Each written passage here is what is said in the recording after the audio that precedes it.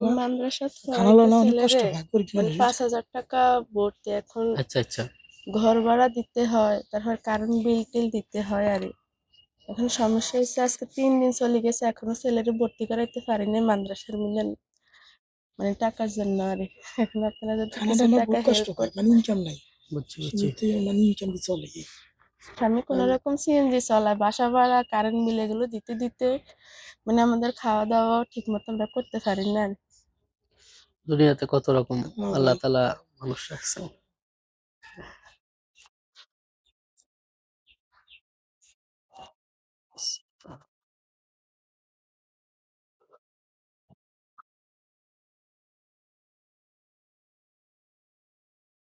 আর 1,000 টাকা আছে কেন দেখেন, জি, ঠিক আছে নি? আলহামদুলিল্লাহ। বহুত কষ্ট, ঠিক আছে, খানালো না কষ্ট হয় জি, এই বুঝছেন। টাকা রাখেন, আমগুলো দোয়া করেন। ঠিক আছে ইনশাল্লাহ। জি। তো আল্লাহ আপনাকে ভালো রাখুক, সবাই ভালো রাখুক, সুস্থ রাখুক। সালাম আলাইকুম।